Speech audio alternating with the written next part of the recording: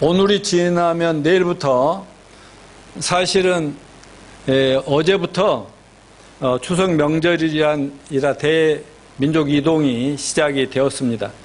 사실 수년 전부터 시대가 변하면서 명절 문화도 많이 바뀌었죠. 미리다 성묘니 고향 부모 친척 인사드리고 어떤 가족들은 자기네 가족들끼리 고향이 아니라 어디 휴양지를 가서 휴가를 즐기기도 합니다. 그런데 작년과 금년 추석은 코로나 팬데믹이 심각하여 정부 당국에서는 완전히 막을 수는 없지만 가능한 가족들끼리 만남조차도 절제하고 가족끼리 직폭이나 방콕하면서 코로나 대확산을 막아달라고 계속 호소하고 있는 상황입니다. 그러나 뉴스에 의하면 코로나 이전보다는 덜하지만 작년 추석에 비해서 금년도에는 많은 국민들이 물론 백신도 70% 이상 1차 받고 그랬습니다만 국내로 해외로 대이동을 한다고 합니다. 비행기 예약도 굉장히 많다고 합니다. 우리 교회 성도들 중에도 벌써 고향 부모 형제 찾아간 가족들이 이렇게 있잖아요. 여러분들 중에도 이제 이번 명절에도 특별히 고향의 부모 형제 가족들 찾아가는 분들도 있고 또 아니면 정말 집에서 조용히 보낼 분들이 있을 것입니다. 고향을 찾아가지 않아도 고향이 그리운 날이 바로 이 추석 명절이지요. 여러분들 중에 이처럼 고향을 생각하고 찾기도 하는 것은 고향이라고 하는 것이 단순히 서울이나 부산, 광주, 목포라는 지명만을 말하는 것이 아니죠. 고향이라는 곳은 우리들의 역사와 숨결이 있는 곳입니다. 어린 시절에 꿈이 있던 곳이기 때문입니다. 그래서 고향을 찾는 것은 사람의 본능인 것 같습니다. 오늘 성경 본문 말씀에도 고향을 그리워하는 사람들이 쭉 나열되고 있습니다.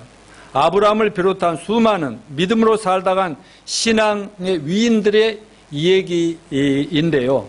대표적으로 아브라함은 어느 날 갑자기 하나님 부르심을 받고 하나님 말씀에 순종함으로 자기가 태어난 고향을 떠난 이후로 하나님이 인도하시는 대로 이리저리로 지역을 옮겨 다니면서 정말 나그네처럼 살았습니다. 그러나 그는 떠나온 고향을 늘 그리워하긴 하지만 실상은 그가 하나님을 만난 이후에 진실로 사모하고 그리워하는 고향은 따로 있었는데 그 고향은 이 땅이 아니라 저 하늘나라에 있는 하늘 천국 집이라고 말씀하고 있습니다. 모든 믿음의 사람들은 이 땅에 살면서도 항상 마음만은 하나님이 준비해 두신 천국 고향, 천국 집을 사모하며 살았다고 증거하고 있습니다. 그러므로 오늘은 그동안 쭉 요한계시록을 해왔는데 오늘과 다음 주는 추석 명절에 초점 맞춰 말씀을 준비했습니다.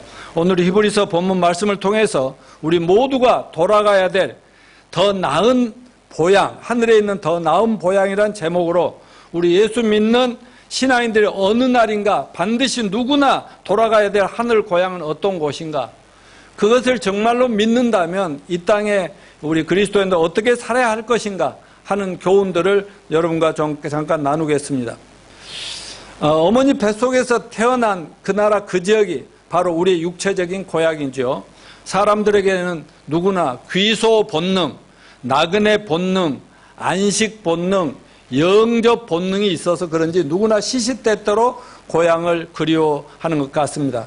그러나 시대적인 명절 문화의 변화와 특히 코로나 팬데믹으로 고향 부모 친척 찾아 즐기는 일이 많이 줄었고 고향을 아무리 가고 싶어도 못 가는 북한 실향민들도 있고 우리 한국에 들어와 있는 외국인 거주자들도 많고 또 뭐 지역 개발로 고향이 완전히 없어져 버린 분들도 있죠. 근데 저희 부부도 우리 아들네 가족마저 미국 글로벌 비즈니스 선교사로 떠난 뒤로는 몇 년 전부터 명절에 여러분들 중에 아마 저희가 제일 쓸쓸할 것 같아요. 왜냐하면 우리 손주들하고 아침에 또 전화했는데 그 명절인데 추석 명절에 다 할머니 할아버지 건강해달라고 이렇게 기도를 합니다. 물론 미국의 자녀들은 언제든지 매년이라도 미국에 올 수 있도록 늘 초청을 하지만 코로나 때문에 저희가 이제 힘들잖아요. 그리고 또 가능하면 미국에 와서 같이 삽시다 하고 자꾸 제안을 하지만 저는 그런 우리 자녀들도 문제지만 우리 교회 가족도 그 육신의 가족 이상으로 중요하기 때문에, 그리고 저는 젊은 시절부터 이 나라 이민족 내가 아니면 누가 지키려 하는 이런 책임감, 사명감 때문에 저는 한국을 끝까지 지키려고 생각을 합니다. 그래도 요즘 페이스톡이니 뭐 카톡 이런 것 때문에 그나마 좀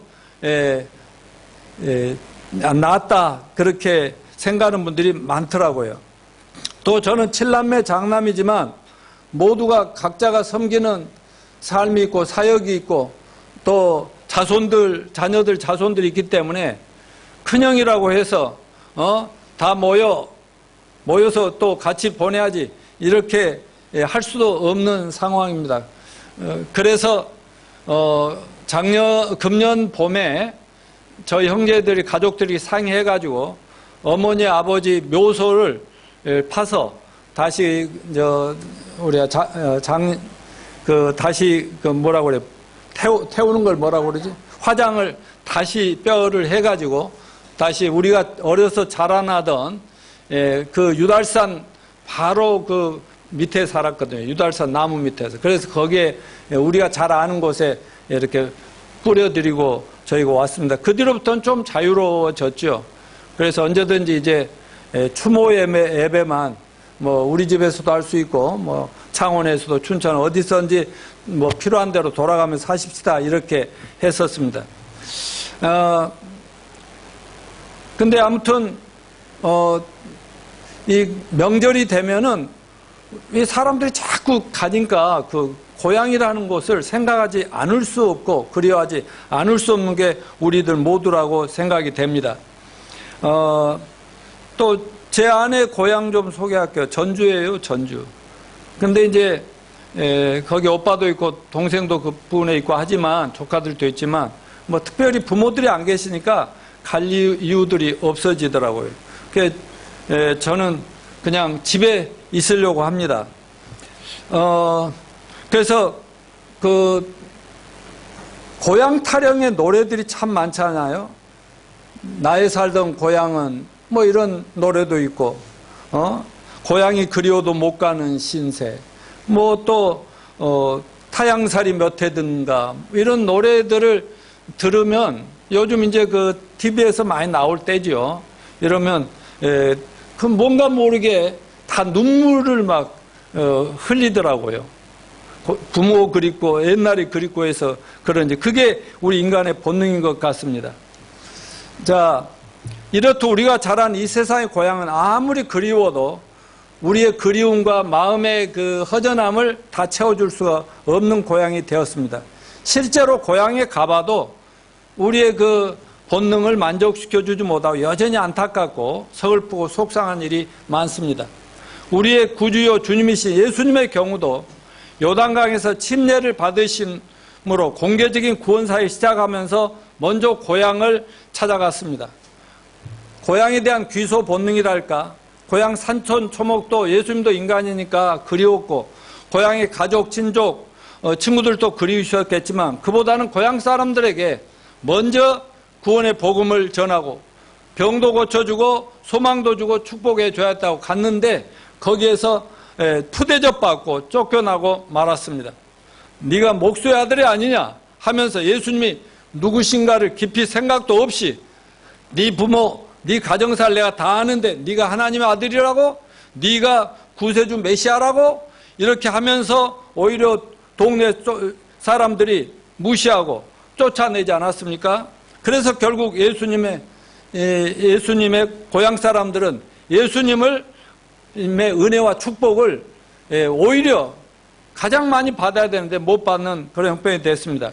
여기서 우리는 누구에게나 있는 고향 찾는 여러 가지 본능을 이 땅의 고향이 다 만족시켜 줄 수 없기 때문에 우리는 살아가면서 귀소 본능, 왔던 대로 돌아가고자 하는 귀소 본능, 나그네 본능, 또 안식하고 싶은 본능, 또 환영받고 싶은 영접 본능을 모두 완벽하게 만족시켜 줄 수 있는, 우리가 언젠가 한 번은 반드시 돌아가야 될 진정한 고향인 천국 본향에 대하여 좀 더 잘 이해하고 믿음을 가질 필요가 있겠습니다. 자, 우리가 사모하는 진짜 고향은 어디에 있다고 그랬어요? 하늘나라에 있습니다. 하늘에 있는 고향은 죽어야만 갈 수 있는 진짜 고향입니다. 16절을 같이 읽어봅시다. 그들이 이제는 더 나은 본향을 사모하니 곧 하늘에 있는 것이라. 이러므로 하나님이 그들의 하나님이라 일컬음을 받으심을 부끄러우지 아니하시고 그들을 위하여 한 성을 예비하셨느니라. 오늘 본문에 의하면 이 땅을 살다가 모든 참된 믿음의 사람들은 이 땅의 고향과 비교할 수 없는 하늘나라 천국에 있는 진짜 고향인 본향을, 홈타운이죠, 본향. 홈타운을 평생 사모하며 살다가 하늘 고향으로 다 돌아갔다라고 증언하고 있습니다. 여러분, 우리 인간들에게는 타고난 하늘 고향을 사모하는 본능이 있다고 성경이 말씀하는데, 전도서 3장 11절 같이 읽어볼까요? 시작. 하나님이 모든 걸 지으시되 때를 따라 아름답게 하셨고 사람들에게는 영혼을 사모하는 마음을 주셨느니라. 그러니까 인간이 아무리 타락해서 하나님도 하나님 나라도 잊어버린 채 무지막지하게 살아도 하나님, 우리 타락한 인생들도 평생 하나님과 또 하나님 하늘의 고향인 천국을 그리워하며 사모하며 찾도록 본능 속에다가, 우리 마음 속에다가 영원한 것, 잠시 잠깐 있다 헤어지고 끝나는 그런 게 아니라 영원한 하늘나라와 하나님과 영생을 사모하도록 이렇게 그 마음을 두셨다라고 합니다. 왜냐하면 우리 인간은 본래가 하나님이 창조한 하나님의 자녀들이었으나 마귀의 게임에 빠져 하나님 말씀을 불순종하고 거역함으로써 타락했죠. 그래서 하나님 말씀 그대로 단 하나의 죄로 말미암아 죽음이 왔고 또 하나님과 분리되면서 하나님과 하나님 나라 고향을 잃어버린, 마치 미아처럼 또 고아 같은 그런 존재들이 되었다는 사실입니다. 그래서 고향을 그리워하며 사모합니다만 우리가 하나님을 개인적으로 만나 구원받기까지는 그 누구도 마음의 그 허전함, 이거를 절대로 채울 수 없는 그런 연약한 존재들이라는 것을 알 수가 있습니다. 넘겨주십시오. 교회에서 운영하는 어떤 유치원에 다니는 아이가 목사님에게 질문을 했어요. 목사님, 하늘나라가 있어요? 그럼 있지. 그럼 하늘나라가 좋은 곳이에요? 나쁜 곳이에요? 좋은 곳이란다. 그럼 목사님, 하늘나라 가보셨어요? 아니, 안 가봤는데. 그럼 어떻게 하늘나라가 있다는 거 아세요? 여러분 같으면 어떻게 답변할 준비 다 돼 있으시죠? 그는 뭐라고 얘기했느냐? 목사님 이렇게 얘기했어요. 하늘나라가 얼마나 좋은지 그곳에 간 사람 중에 한 명도 돌아온 사람이 없다니까? 그렇게 명답을 했다고 합니다. 여러분도 하늘나라가 있음을 믿습니까? 예. 저도 천국을 확실히 믿는 여러 가지 이유가 좀 있는데, 첫째는 성경에 써있기 때문에 그렇습니다. 여러분, 성경은 거짓말하실 수 없는 하나님 말씀이신 걸 믿으시죠? 자, 둘째는 우리가 천국에 확실히 있음을 믿을 수밖에 없는 이유는 하늘나라에서 오셨던 예수님께서 말씀하시니까 저는 믿습니다. 그게 성경에 기록되어 있잖아요. 만약 이 땅에 오셔서 33년 계시는 동안도 계속 제자들에게 나는 천국에서 왔다, 나는 천국으로 다시 돌아갈 거야, 너희도 결국은 나를 붙들고 있다, 천국에서 만나자 얘기했거든. 예수님이 부활하셔서도 또 얘기하시고 나 간다 그래서 40일 동안 보여주고 가셨고, 또 가신 후에도 사도들을 불러서 계속 천국을 보여주시고, 심지어 사도 바울 같은 건 잠깐 죽었다 임사체험을 해서 천국 보여주고 또 기록하게 하시고만, 이렇게 해서 말씀하셨으니까 믿습니다. 예수님이 누구십니까? 요한복음 1장 1, 2절을 보면 예수님 본래 하늘과 땅 우주 만물과 인간을 창조하신 창조주시라고 말씀합니다. 그리고 저 천국의 주인이시고 온 우주 만물의 통치자이시기도 합니다. 그러나 주님은 타락한 저와 여러분 그리고 전 인류를 죄에서 구원시키기 위하여 이 세상에 사람 모양으로 오셔서 십자가에서 대속의 죽음을 당하시기 직전까지 33년 반 사시는 동안 제자들에게 하늘나라에 대해서 계속 얘기를 했어요. 이 땅이 전부가 아니다. 이 땅이 전부가 아니야. 내가 왔다 간다. 그곳에 너희들의 영원한 집이 있다. 이렇게 말씀하셨습니다. 이 세상 모든 건 다 믿을 수 없다 하더라도 단 한 분 예수님과 그분의 말씀인 성경 진리는 믿을 수 있다고 믿습니다. 그렇게 믿으시길 바랍니다. 또 믿어도 됩니다. 여기서 우리 미국 가봤나? 여기 미국 가보신 분? 갔다 오셨구나.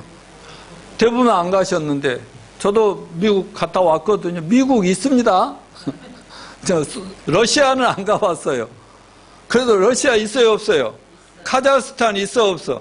뭘로 알아요? 다 문서나 또 갔다 온 사람, 거기 내 친구가 카자흐스탄에서 소통을 하고 있기 때문에, 선교사로. 그러니까 있다는 거 안 가봐도 다 알고 믿습니다. 요즘은 뭐 얼마나 자료들이 많습니까? 그러니까 천국에서 오신 분이 천국 있다고 믿고 준비하는 게 복된 사람입니다. 세 번째, 거듭나야만 하나님 나라가 보인다고 예수님이 말씀했죠. 그러니까 거듭나면 보이지 않던 하나님 나라가 보이고 들리지 않던 하나님의 음성이 순간순간 들으면서 우리는 이제 이 땅이 아니라 저 천국을 바라보며 살게 됩니다. 내가 늘 하는 얘기지만 저는 1979년 4월 11일에 예수님을 믿음으로 거듭나니까 어려서부터 정말 동생들 데리고 정말 큰 장로 교회를 다녔는데 20년 이상을 교회를 다녀도 아무리 믿으려고 애쓰고 아무리 믿습니다 안 믿어지던 게 진짜 죄사함 받고 믿음으로 구원받고 나니까 확 믿어져 버리더라니까. 한 방에 믿어져 버립니다. 한 방에 의심스러웠던 것이 없이 그냥 다 믿어져 버리는 거예요. 여러분 거듭나셨나요? 죄사함 받고 구원받으셨어요? 하나님과 예수님, 천국, 성경, 천국 등이 다 믿어지십니까? 그렇다면 여러분 축복받은 인생들임을 자랑스럽게 자랑하시기를 바랍니다. 우리가 사모하는 고향, 죽어서 가는 고향, 하늘나라 그곳에 우리가 영원히 살 집 천성이 분명히 있음을 믿고 감사하며 사모하며 사랑하는 저와 여러분이 되시기를 축원합니다. 자, 그럼 우리 믿는 자들은 이 땅에서 어떻게 살아야 될 것입니까? 오늘 본문 히브리서 11장 13절 15절 같이 읽어요. 시작. 또 땅에서는 외국인과 나그네임을 증언하였으니 그들이 같이 말하는 것은 자기들이 본향 찾는 자임을 나타내리라. 그들이 나와 본향을 생각하였더라면 돌아갈 교회가 있었으려니와. 아멘.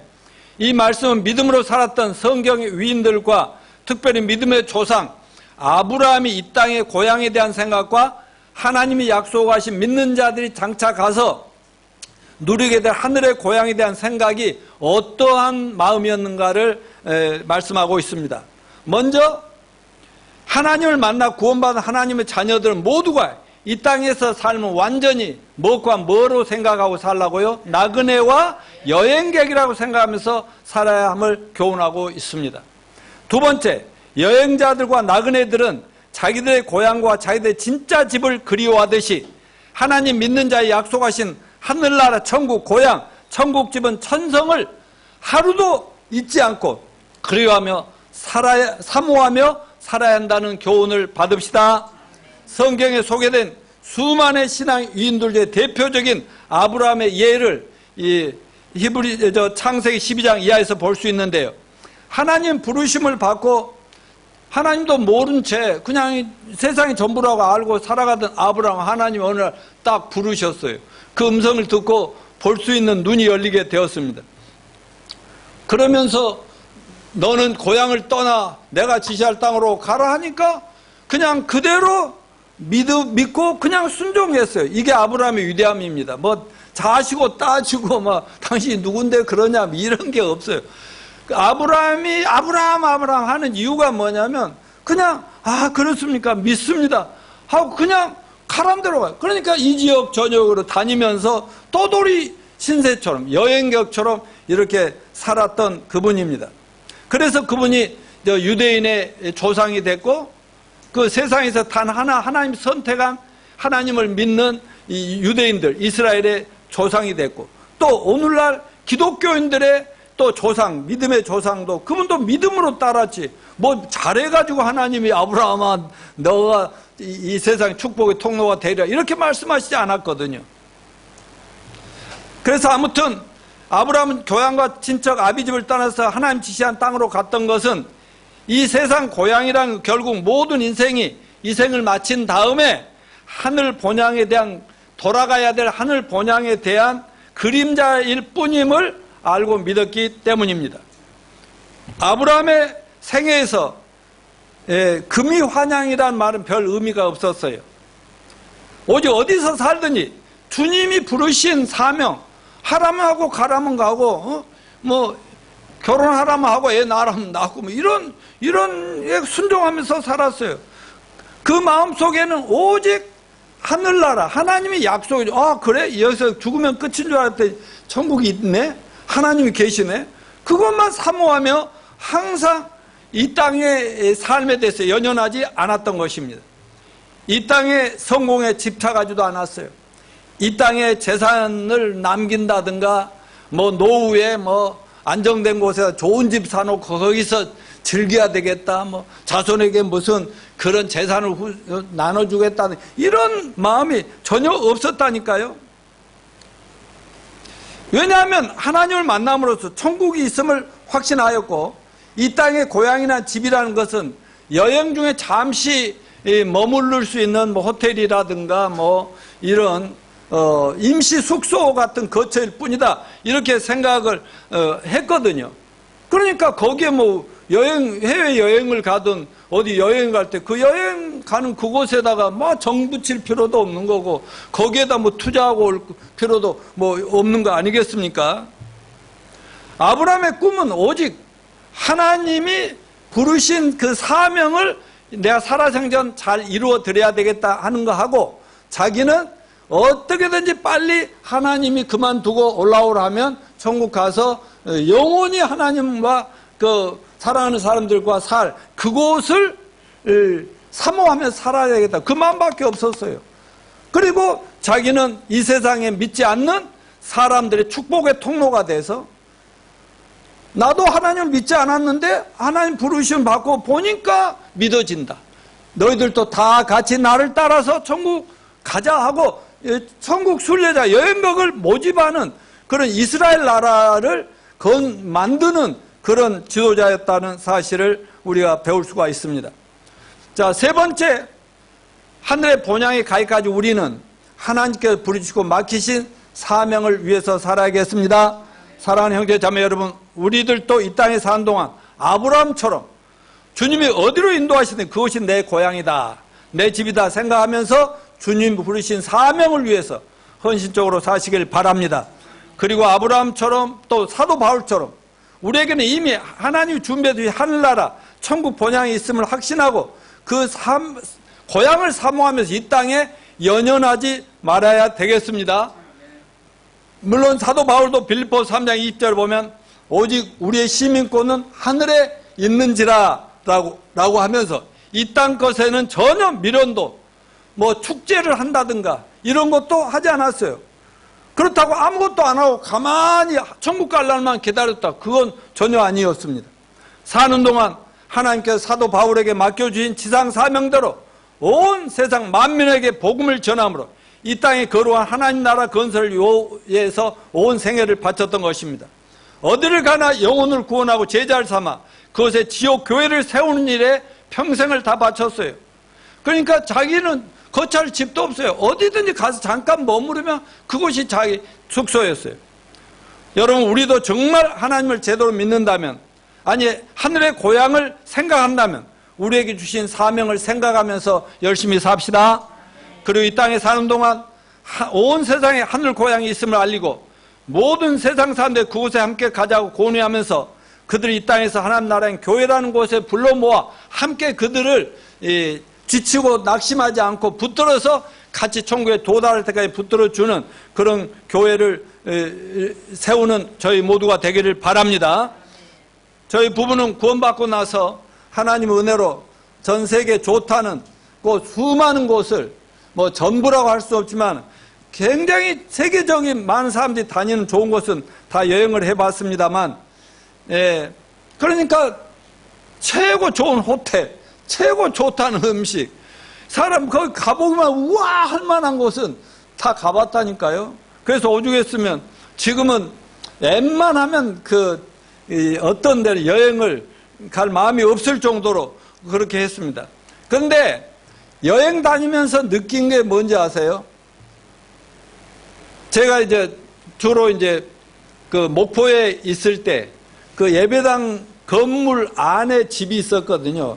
뭐 형제 자매들과 막 같이 살기 때문에 집이 대단하게 좋지 않아요.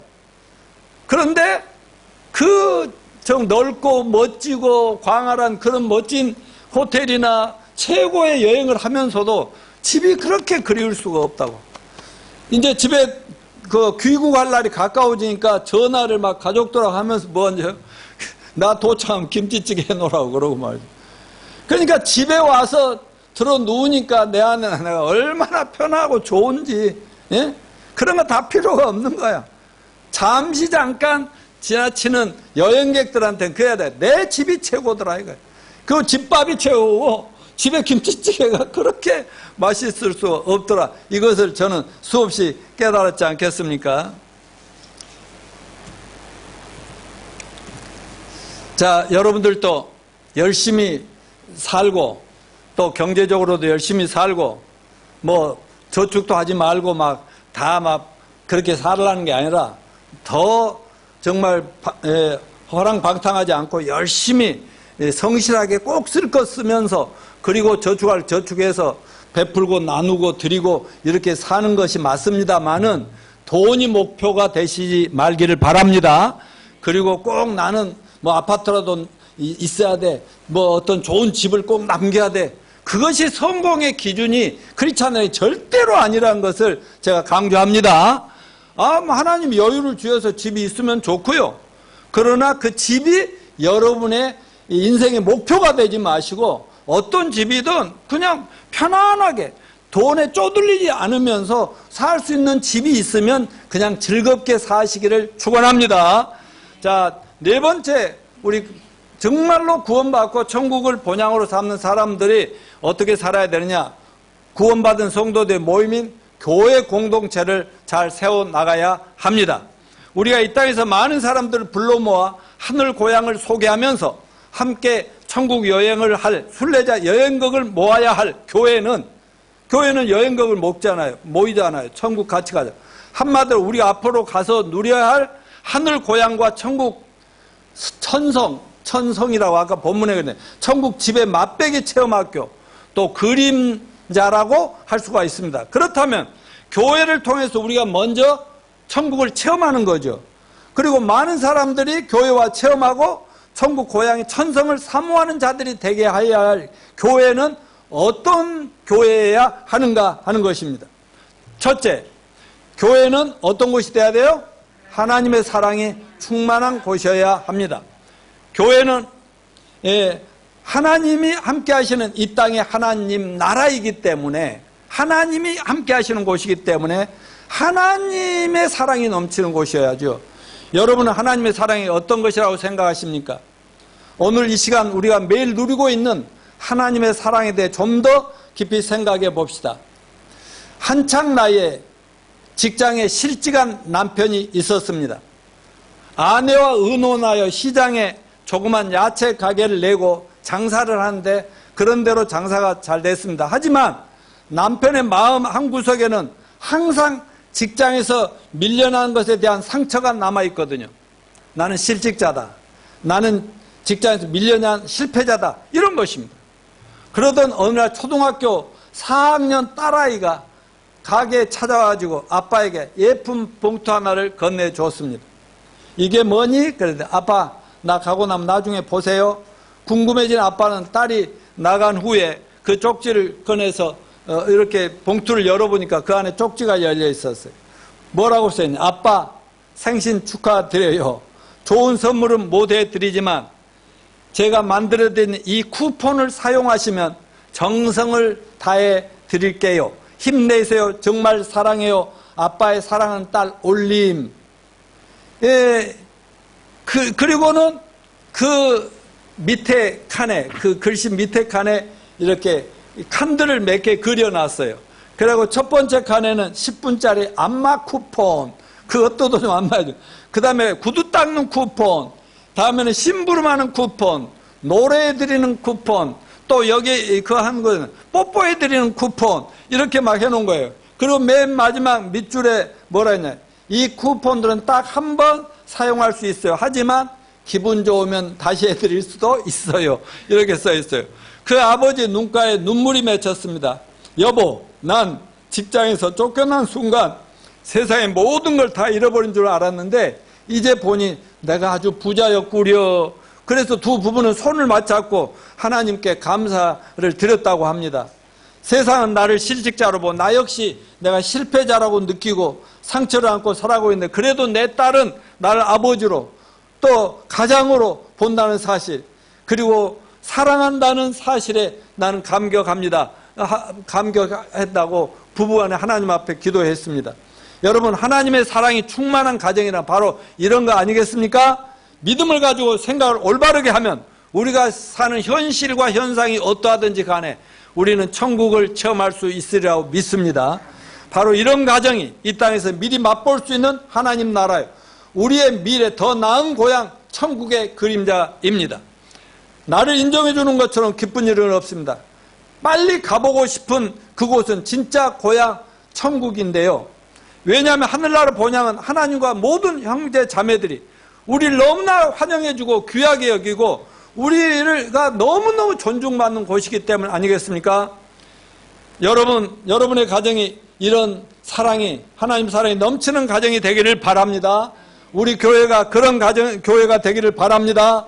누가복음 15장에 기록된 탕자의 비유 중에서도 아버지로부터 유산을 미리 받아내가지고 못된 마음으로 아버지 나중에 돌아가시면 유산 줄 건데 미리 받아가지고 아버지 집을 떠나 그 재산만 의지하고 멀리 가서 놀고 먹고 돈 쓰고 즐기고 방탕하다 보니 집 나간 둘째 아들이 돈도 떨어져 친구도 떨어져 흉년이 들고 이제 먹을 것도 없고 몸에 병까지도 죽게 되자 아버지 생각이 나고 고향으로 가게 됐지요.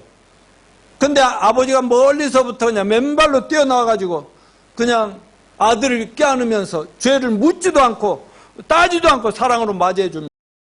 그때 아버지 앞에 무릎을 꿇고 아버지 저는 죄인입니다. 저는 죄입니다. 나를 집에 하인 중에 한 명으로 받아주십시오. 그저 살려만 주십시오. 이랬어요. 그때 아버지는 이 아들을 일으켜서 끌어안으면서 눈물을 흘리면서 죄인이라니 그게 무슨 말이냐. 넌 이렇다가 내가 다시 찾은 내 사랑하는 아들이다. 그렇게 얘기했어요.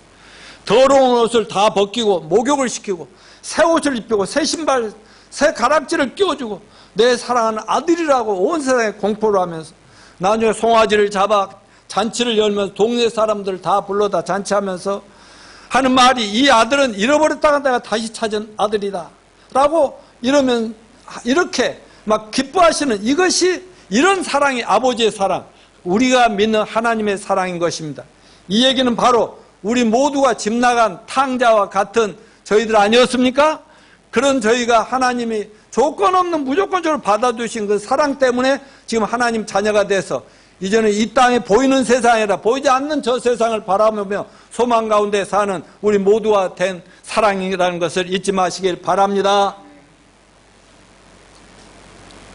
이 하나님의 놀라운 사랑 때문에 우리는 구원받고 또 우리의 운명이 바뀌고 모든 것이 새로워진 것을 한시도 잊지 맙시다.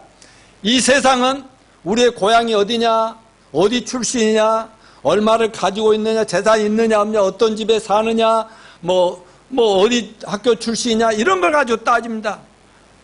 옛날에 요즘은 뭐 잘 안 만나고 뭐 그럴 시간이 없어서 또 이번 명절에도 그냥 될 수 있으면 시간 오래 같이 머무르지 말고 잠깐 만나고 헤어지라고 합니다.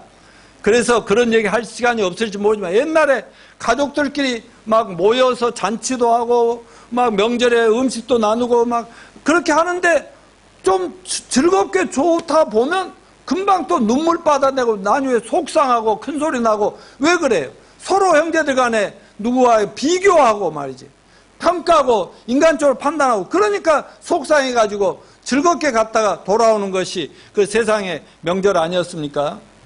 이 세상에서 우리가 성취하는 업적이나 성취에 따라 우리의 존귀함과 가치를 평가한다고 하는 사실을 말씀드렸습니다. 성공이냐 실패에 따라서 우리가 가진 세상적인 소유물에 따라 평가를 받습니다. 대우도 달라지죠. 그러다 보면 때로는 하나님 교회마저도 큰 교회, 작은 교회, 건물 크기, 모임의 숫자가 얼마나 되냐, 이런 걸로 성공을 판단하는데 하나님은 절대로 그런 걸로 판단하지 않는 분임을 기억하시기 바랍니다. 그러다 보니까 교회에서도 잘난 사람, 못난 사람, 많이 가진 사람, 못난 사람, 헌금 많이 할 사람, 못할 사람, 교회 도움이 될 사람, 안 될 사람, 이런 걸 따져가지고 말이죠. 이렇게 사람을 대하는 그런 교회가 되겠어요? 조금만 무슨 일 있으면 서로 편갈라 갖고 교회에서도 쌈박질하고 이러면 되겠습니까? 우리 교회는 그런 교회가 되지 않기를 바랍니다. 하나님은 세상이 손가락질하는 그 모든 사람들이 상대하기도 싫은 사람들 전부 무조건적으로 받아주시고 환영해 주셨어요. 가늠하다 현장에서 걸린 여인을 세상 사람 죄인이니까 돌로 쳐 법대로 죽여야 된다고 이렇게 비난할 때 예수님은 그랬죠. 너희 중에 죄 없는 자가 돌로 치라 하시고, 예수님도 나도 너를 정죄하지 아니하니 앞으로는 깨끗하게 잘 살아라, 이렇게 얘기하지 않았어요? 여러분, 예수님은 우리를 죄인이라고 보시는 것이 아니라 하나님 너무도 사랑해서 만드신 하나님의 창조하신 걸작품, 창조물임을 잊지 맙시다. 이런 사랑이 하나님의 사랑입니다. 우리 가정 속에서도 사랑이 있어야 되고, 우리 교회도 이런 하나님의 사랑으로 충만한 교회가 될 수 있도록 최선을 다합시다. 요즘 세계를 어디를 돌아봐도 맨날 패권 다툼이고 싸움박질 아닙니까? 또 남북관계를 봐도 요즘 또 남북간에 또 지금 우주선 발사, 핵무기 시험을 하면서 긴장감이 계속되죠. 우리나라 정치판을 봐도 맨날 여야 간에 쌈박질이죠. 이런 걸 보면 인간이 얼마나 부패하고 얼마나 이기적이고 얼마나 욕망덩어리인가 저는 날마다 느끼면서 주여 어서 오시옵소서 이렇게 기도하고 있습니다. 자신들의 욕망이나 목표 그리고 기득권을 지키기 위해서라면 누구 하나, 어느 가정 하나 자기 반대 진영에 있는 사람을 완전히 망가뜨리는 건 아무것도 아닐 만큼 잔인한 것이 이 세상입니다. 서로 자기들이 이기적이고 자기 중심적인 가치관 기준으로 사람을 이렇게 저렇게 판단하고 평가하면서 삿대질합니다. 우리의 눈이, 우리의 입과 귀와 손발이 하나님의 사랑으로 다 뒤덮여지고 바뀌어지기를 축원합니다. 사람을 볼 때 하나님의 관점에서 볼 수 있기를 바랍니다. 그냥 사람이 아니라 하나님이 사랑하는 사람이고 하나님이 사랑하는 아들, 딸로 보시기를 바랍니다. 정말 하나님의 사랑을 맛보았다면 이 세상 사람들과는 다른 인간적인 관점을 가져야 되지 않겠어요? 하나님의 사랑 있는 곳이 천국이고 그런 하늘나라 본향을 이 땅에서 맛볼 수 있도록 우리 가정과 교회를 만들어 가야겠습니다. 거지를 볼 때도 그저 구제 대상이 아니라 사람으로 대하는 것입니다.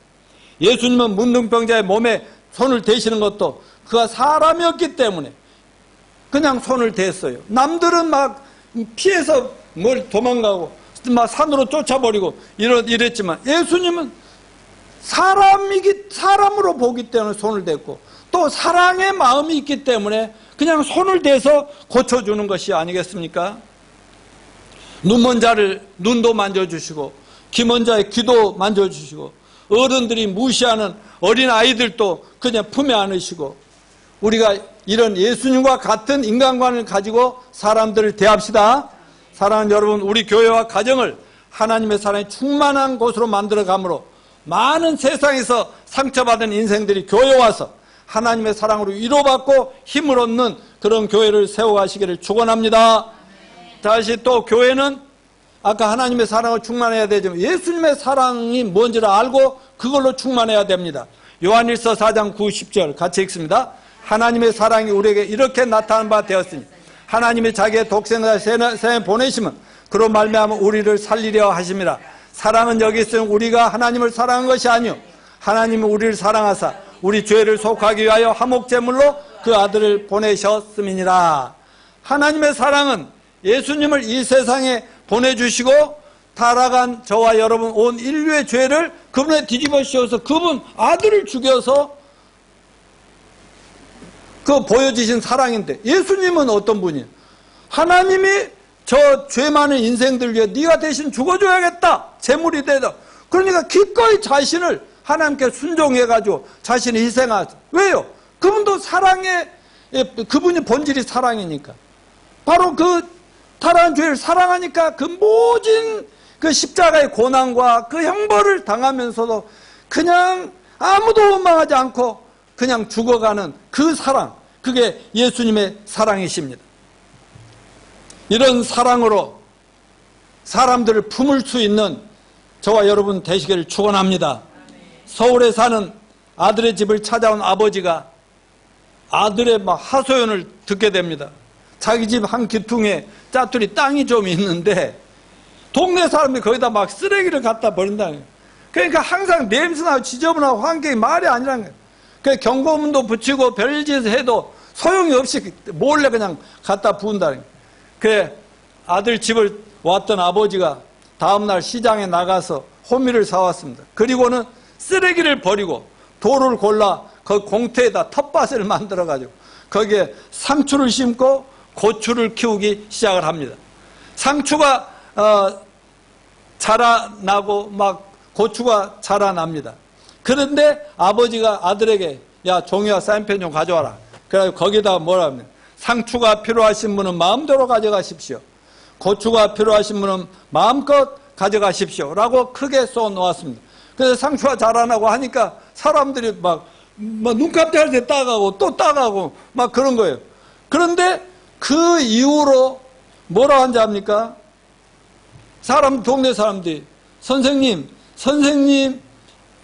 선생님의 아들 이 집은 절대 이사 가지 말고 끝까지 여기서 살아주세요. 이러더라는 거예요. 여러분, 이 아버지가 보인 그런 나눔의 사랑이 바로 우리 예수님의 사랑입니다. 자기 생명조차도 아끼지 않고 오히려 다른 사람이 풍성하게 되도록 잘 되도록 나눠주는 이런 희생적인 사랑, 이 사랑이 우리 모두에게 필요할 줄로 믿습니다. 우리가 가정과 교회와 일터에서 이런 사랑을 늘 보이는 저와 여러분이 되시기를 바랍니다. 자, 남아프리카의 바벤바족의 칭찬 복격이라는 그림을 한번 보여주십시오. 예. 남아프리카의 잠비아 북부 고원지대에 바벤바족이라고 한 족속이 있다는데 특징이 범죄가 거의 없다는 겁니다. 전통적으로 문화적으로 싸움이 없는 평화주의자들이 사는 곳이고 그것은 그들이 많이 배우고 경제적으로 발전하고 문화 발전해서 그런 게 아니고 바벤바족은 어쩌다가 죄를 짓는 사람을 처리하는 방법이 독특하다고 합니다. 아무도 생각하지 못하는 정말 좋은 방법으로 평화로운 그 땅을 이루고 있다는 거예요. 잘못을 저지른 사람을 딱 발견하면 마을 한복판에 딱 세운답니다. 광장 같은데. 그리고 마을 사람들은 다 하는 일을 중단하고 이곳에 모여서 남녀노소가 그 죄인을 중심으로 둘러선다고 합니다. 그리고 한 사람씩 큰 소리 외칩니다. 보통은 어때요? 막 정죄하고 비난하고 욕하고 너는 죽어야 한다고 돌멩이치라고 이럴 거 아닙니까? 근데 여기는 죄인을 둘러선 사람들이 외치는 말은 정죄나 비난의 말이 아닙니다. 칭찬입니다. 칭찬. 죄인이 과거에 했던 좋은 일들을 떠올리면서 그의 장점, 그의 선행, 미담들을 하나씩 말을 한다고 합니다. 이때 과장이나 농담은 일체하지 못하고 아주 심각하고 진지하게 그 죄인을 칭찬만 해야 된다고 합니다. 그러니까 이 법정에는 검사나 판사가 있어요, 없어요? 없어요. 변호사만 수백 명이 모이는 법정인데 몇 시간이 걸릴 수도 있고 며칠이고 칭찬의 말이 바닥이 날 때까지 한마디로 칭찬 폭탄이 떨어진답니다. 여러분, 칭찬의 폭격은 죄를 짓고 이축되어 있는 사람을 회복시켜 주지요.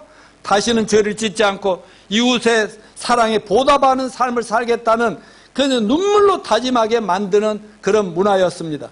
다 했다 싶으면 이 사람들은 그가 회개하고 막 뉘우치고 막 그런 걸 보면서 축제를 열어준다고 합니다. 죄인이 이제 새 사람이 되었다고 인정하는 축하 잔치를 벌이는 것입니다. 우리들도 교회에서나 교회 밖에서나 형제 자매들이나 가족이나 이웃 사람들 만날 때 이렇게 장점을 칭찬하고 좋은 점을 말해줄 수 있는 저와 여러분이 됩시다. 자, 그렇다면 끝으로 더 나은 하늘 본향 들어갈 자격은 누가 가질 것인가? 누구나 교회만 다니면 다 들어가는 것인가? 사람이라면 다 들어간다는 것인가? 그건 아니죠. 이런 의문에 대한 성경은 이렇게 말씀합니다. 자, 사도행전 16장 31절 시작.